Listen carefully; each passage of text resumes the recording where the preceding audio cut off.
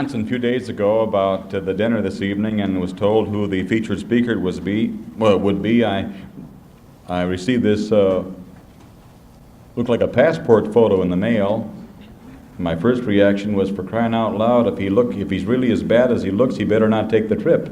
But then on the back of it, it's autograph says, "Howard, who is your barber?" And then it's a long list here. Harry Reasoner received a fine award 3 weeks ago. I mentioned that, and Harry's list was only half as long as this. But this gentleman has more accomplishments. Education, Concordia College, born in Eldred, Minnesota, wherever that is. Education, Concordia College, Luther Theological Seminary, Union Theological, so on. Ordained Lutheran minister in 1943. Positions held in Nashwauk, Minnesota, president of Waldorf College, executive director, board of, and so on. I don't want to embarrass him by going through this long list. Degrees, this guy had more degrees than Joe Strube at the Weather Bureau. Membership in learned societies and other organizations, Phi Beta Kappa, Pi Kappa Delta. Membership in the Norwegian American Hysterical Association. Down here, Rotary Club, Minneapolis Athletic Club. I knew I'd seen him somewhere before. He sits next to me in the steam room many times, once a week. And I didn't recognize him with clothes on tonight.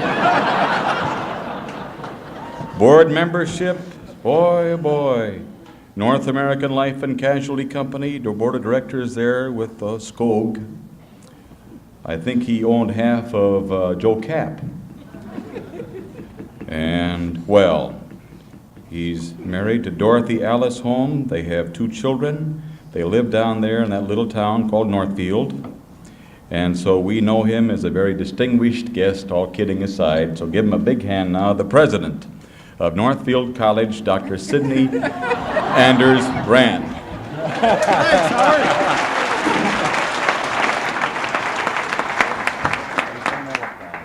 Well, you've heard the address for the evening. Thanks, Howard. Howard Viken is the reason not many people listen to WCAL.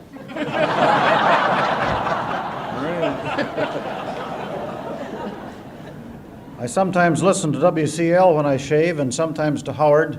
I won't tell you which wakes me up better. Well, it's a real privilege and a pleasure to be here, of course, and to have the opportunity to speak to you again. I spoke to this kind of an occasion once before, and I told the young ladies that when I was invited. But it shows that fame is fleeting, and especially for college presidents, because they said that no one at Augsburg could remember that I had ever spoken here. And I have to go home thinking that that'll be true again. The thing that haunts me is that perhaps no one will remember that even after they get home tonight.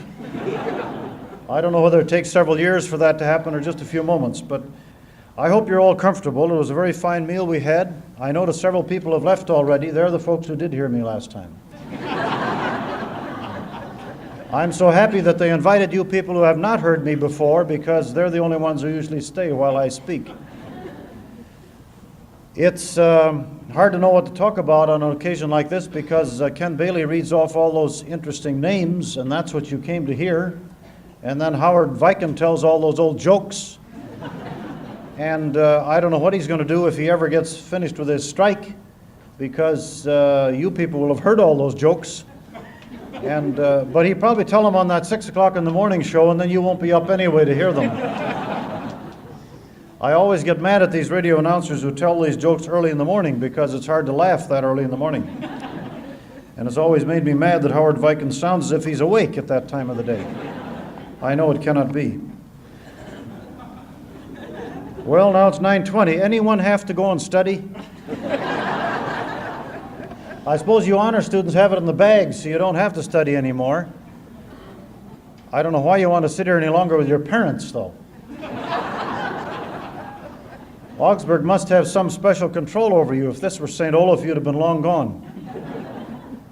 Well, we'll see how this goes. I won't talk too long, I don't think. At least it doesn't ever seem long to me when I speak. Some other people think it seems like quite a while. A young woman recently applied for a secretarial position in a large industrial firm. She believed she had the proper training and background for the job, and she faced the interview confidently.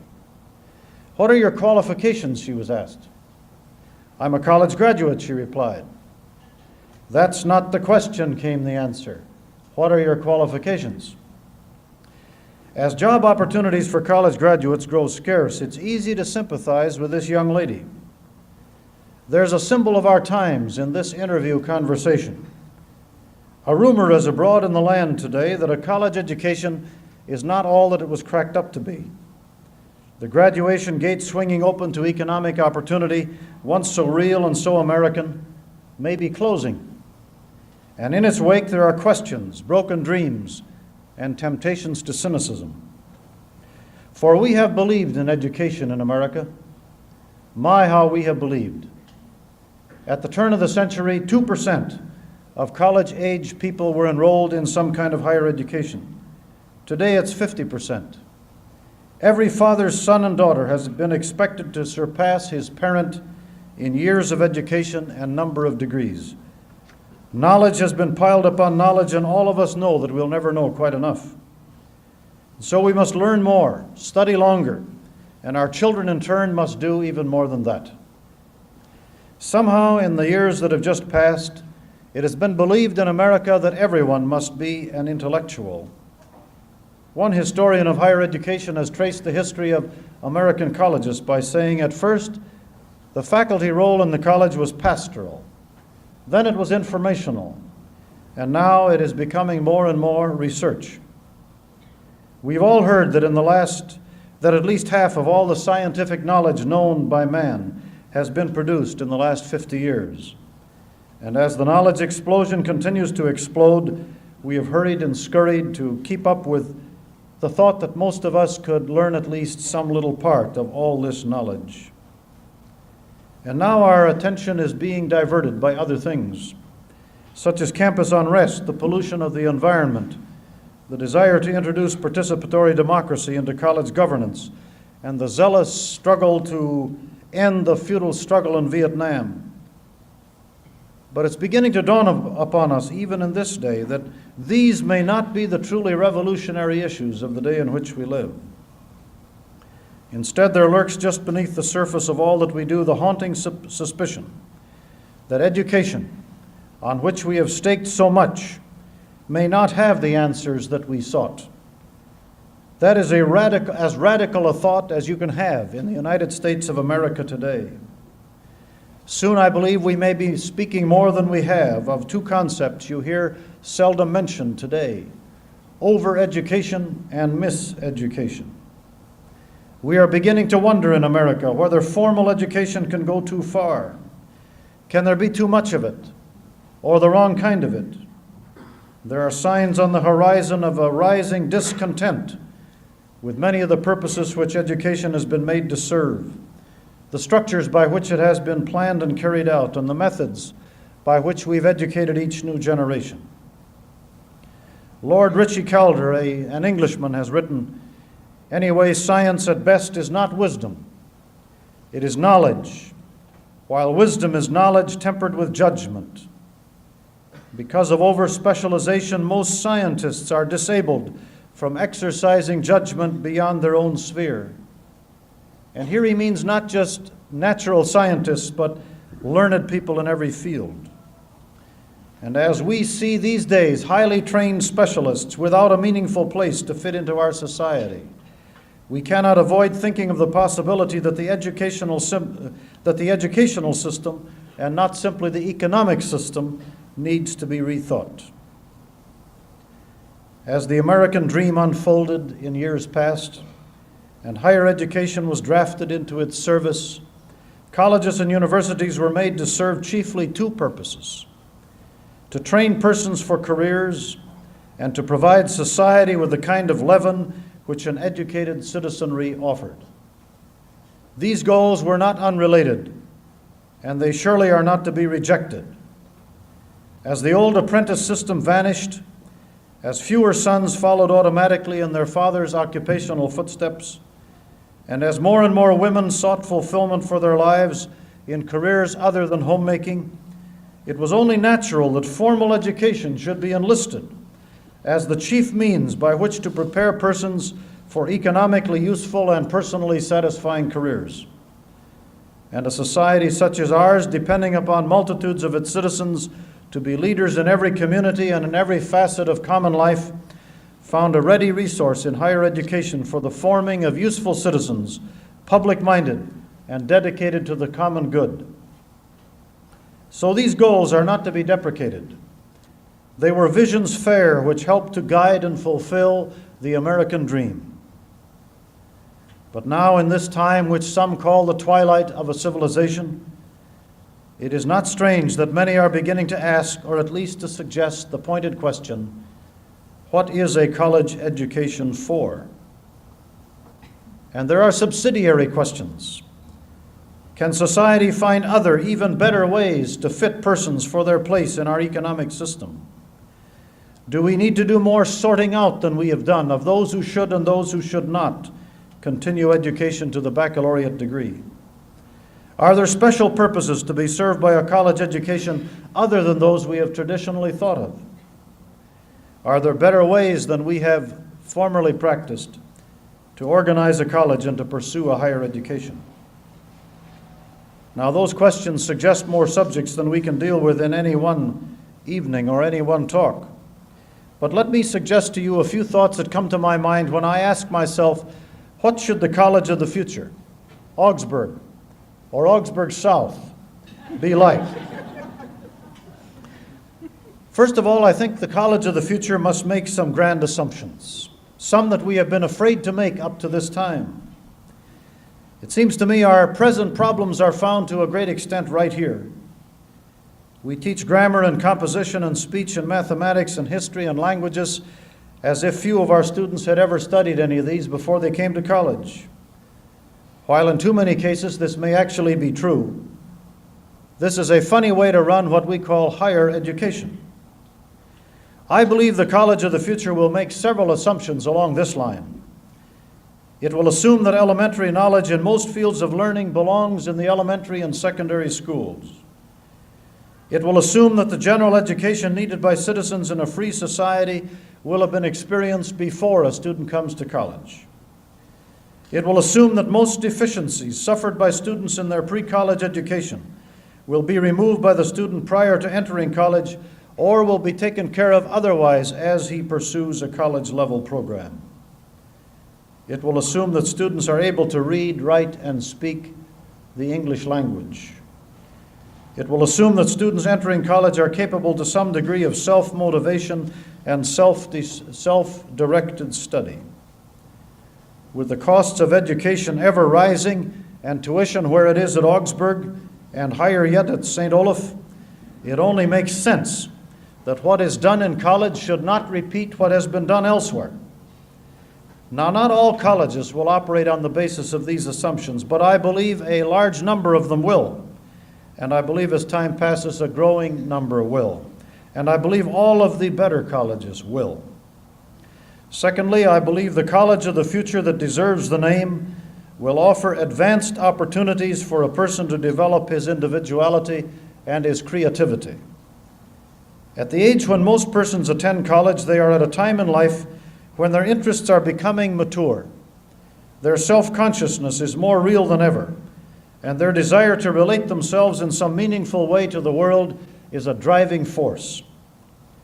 A college worth its name should structure its program so that it provides maximum opportunity for a student to exploit these developing characteristics. This undoubtedly means a change in the curriculum in many ways, both in the ways in which courses are packaged and the way in which teaching and learning are carried out. It undoubtedly means more independent study, more freedom by the student to participate in planning his education, and the professor being more a stimulator, a prodder, and an advisor, and less a dispenser of information. If it is true that one aspect of man's being made in the image of God is his likeness to the Creator in terms of his desire to create, then education ought to provide maximum opportunity for this to happen.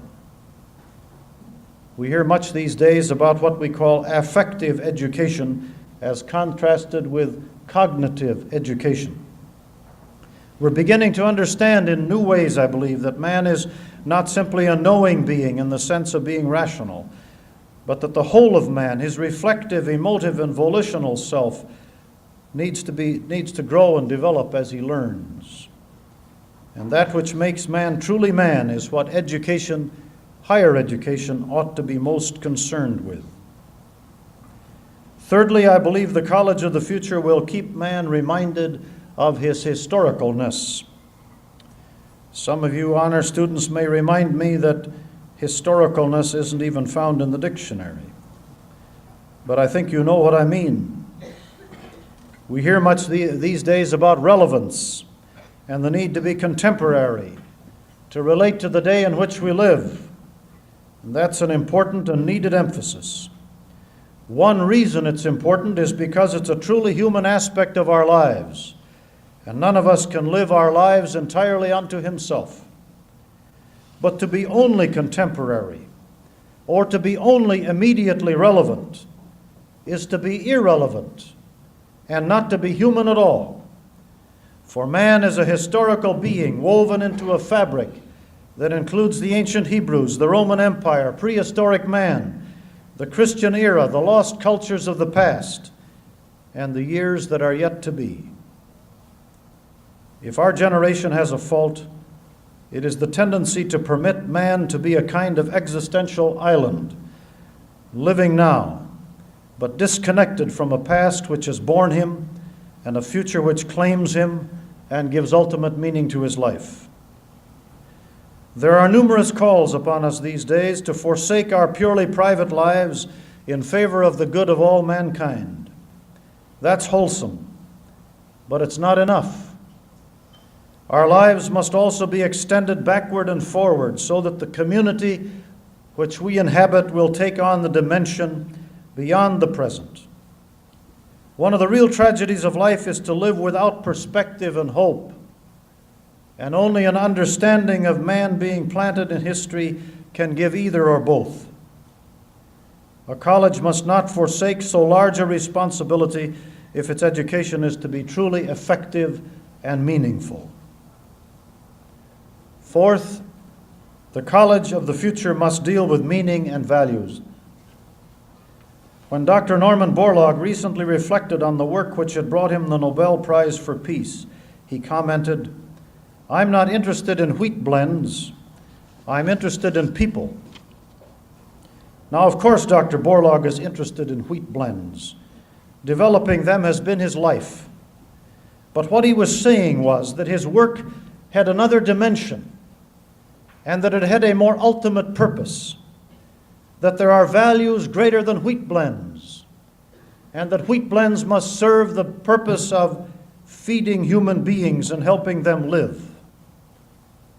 Joseph Conrad once said it this way: efficiency of a practically flawless kind may be reached naturally in the struggle for bread, but there's something beyond, a higher point, a subtle and unmistakable touch of love and pride beyond mere skill. You who are receiving honors today are to be congratulated on your attainments. But even a superior grade point average is not the final aim of education. Augsburg College has always known that. Life is too precious to be wrapped up in a diploma or a summa cum laude. Over and above all that is the dignity and meaning which has been put into life by the Lord and Creator of life, and which you and I are privileged to know and experience. For some knowledge is greater than some other knowledge, and knowledge can be used for self-serving and devilish purposes, but also for man-serving and God-pleasing ends. Life can be seen as a gift to be lived out in gratitude, or it can be seen as something to be grasped for oneself and cherished only for that end. In 1876, at the founding of Johns Hopkins University, Thomas Huxley put the challenge correctly when he said, "I cannot say that I am in the slightest degree impressed by your bigness or your material resources as such. Size is not grandeur, and territory does not make a nation. The great issue about which hangs a true sublimity and the terror of overhanging fate is, what are you going to do with all these things? What is to be the end to which these are to be the means?" Those are fair questions in 1876 or in 1971. These are large goals and almost impossible purposes to which I have been pointing. One could grow faint-hearted about such a future, especially when that future is added to an already burdened present. But we must not lose heart, for above all, the educated man has hope and confidence. And the only Augsburg college worth saving or worth being an alumna of, or one of the alumni in the future, is a college that possesses goals and objectives something like these. Oliver Wendell Holmes, who served for so long as a justice of the United States Supreme Court, was honored as he completed his career. And in speaking to those who honored him, he said, "I ask myself, what is there to show for this half-lifetime that has passed? I look into my book, in which I keep a docket of decisions of the full court, which fall to me to write, and I find about 1,000 cases. 1,000 cases, many of them upon trifling and transitory matters, to represent nearly half a lifetime. Alas, gentlemen, that is life. We cannot live our dreams. We are lucky enough if we can only give a sample of our best, and if in our hearts we can feel that it has been nobly done. A sample of our best, nobly done. That's enough. In fact, that's a lot. And that's what we who call ourselves students and teachers are expected to do." Thank you.